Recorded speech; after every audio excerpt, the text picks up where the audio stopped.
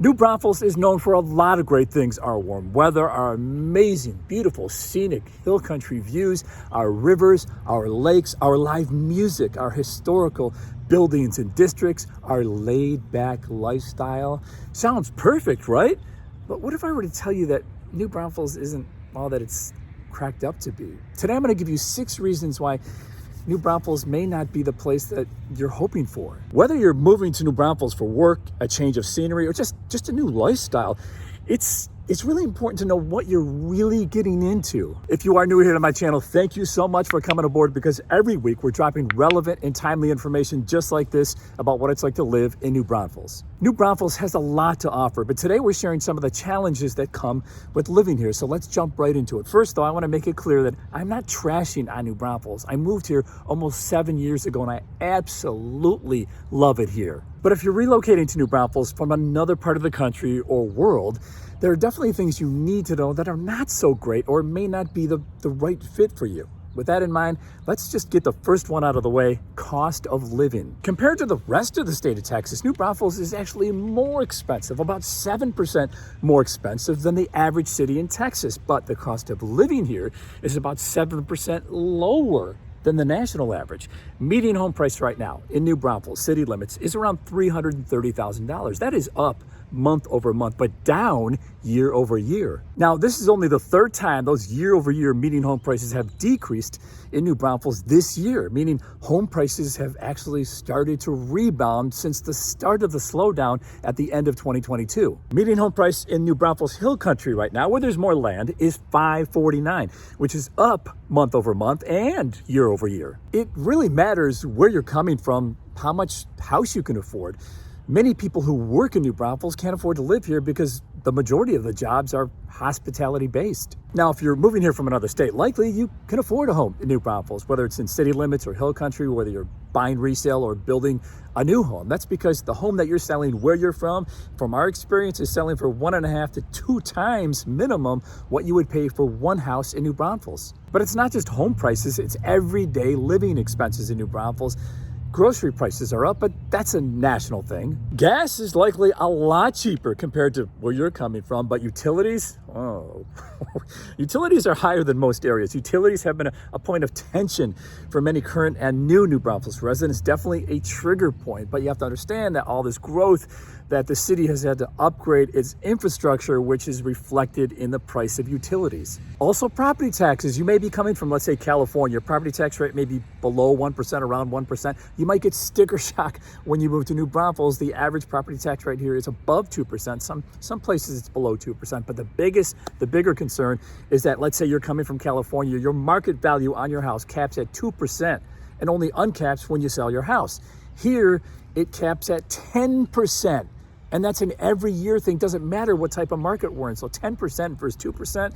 That's why I strongly encourage all of our buyers, no matter if you're coming from out of state or in state, to protest your taxes every year. Number 2 is traffic and congestion. New Braunfels does have a growing population, which definitely has an impact on traffic and commute times. As someone who drives a lot, I try my best to avoid all the peak rush hour times. That's 7 to 9 in the morning and 4 to 6 in the afternoon. And on Fridays, it's anybody's spin the wheel. It's anybody's guess when traffic picks up, because it's the weekend and sometimes people get out earlier. So boy, that's a crapshoot. I'll do whatever it takes, whatever I can to avoid those peak rush hour times, 7 to 9 in the morning, 4 to 6 in the afternoon, because those shorter commutes within town, easily turn into much longer commutes during peak hours.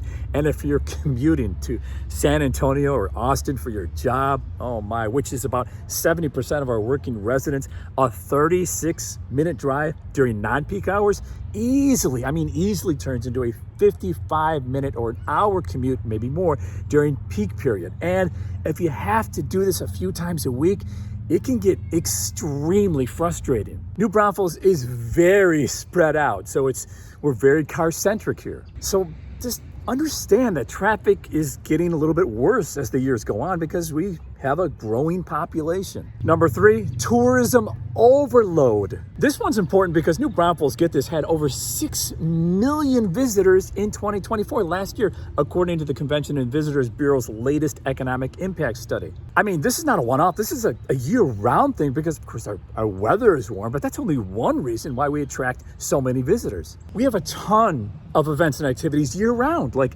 Wurstfest, which brings in about 250,000 people every year. We have parades, Christmas tree lighting, and lots of other events and activities.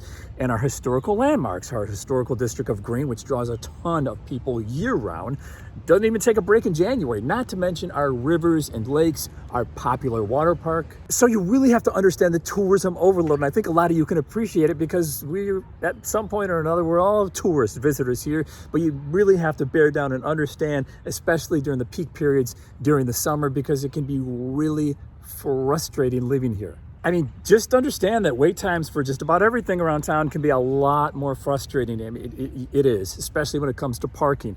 It's going to take you longer to get to places because there's a lot more people on the road. So just make sure you plan ahead. Make sure you get to places earlier than normal and not during peak hours if you want to avoid traffic and if you want to find a parking spot. Next up is weather. Now, this year was just a little bit cooler than years past when having 2 or 3 months of triple-digit weather was a thing. Now, we did have triple digits this summer, but just not as often. But you need to understand it's still hot here in the summers, which can range from May through the 3rd week in October. Hot and mostly dry with very little to no rain. Now, 2025 this year was a little bit of the exception. We did have a few more rounds of heavy rain and those deadly, devastating floods that took place upstream from us. And those floodwaters quickly made their way downstream toward us, but were corralled in Canyon Lake, which provides flood control for New Braunfels. And please, please, please, if you're thinking about moving to New Braunfels and you live in a city right now where it's sunny and 70 degrees every day, do not make your first visit to New Braunfels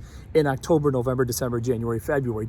Please don't do that. Come during the heat of the summer so you have a realistic feel of what it's like to live in New Braunfels. And please don't say, I'll just adjust, Rod. You will not, I promise, you will not adjust, okay? Even the locals who have been here forever don't adjust. This is very, very real. We've had a couple client families purchase homes in New Braunfels and then have to sell their home 2 or 3 years later at a loss, bringing a check to the closing table because it was just too hot for them here. Because we have very little rain, but mostly because we are a growing city in New Braunfels, we have water restrictions here. You can only water your grass by irrigation once a week in city limits and only once every other week in hill country where many folks have switched to dryscaping. Number 5 is the food. If you like brisket, barbecue, steak, burgers, and Tex-Mex, then you have nothing to worry about. But if you're moving to New Braunfels from a culturally rich area with a wide variety of restaurants and food, then maybe New Braunfels isn't for you. The demographics are changing in New Braunfels, just not the food yet. So please understand that you may have to travel to Austin or San Antonio to get what you like every once in a while. And if you ask somebody for vegetarian options in New Braunfels, they may reply with, hey, what about a salad? So the lack of diverse restaurants and food in New Braunfels can be frustrating. Number 6 is the people, more specifically, the friendliness of the people. Wait a second, you're asking, Rod, how can this be a reason not to move to New Braunfels? Well, we've had clients who absolutely love the lifestyle of New Braunfels, but they're very to themselves. They're introverts, and New Braunfels is very socially family-centric and very socially engaging, so they decided not to move to New Braunfels. So if a neighbor waves at you in the neighborhood or helps you out with something and that feels socially awkward to you, then don't move to New Braunfels. My opinion, New Braunfels has way more pros than cons, more perks, but it's also important to know the information in today's video when you're making that life-changing move. And if you are thinking about making that life-changing move to New Braunfels, reach out to me. Ask me some questions before you make that move. I'd love to be your real estate resource of choice. You can email me, you can call me, or you can shoot me a text. As always, thank you so much for coming to and watching our videos every week, and we'll see you on the next one.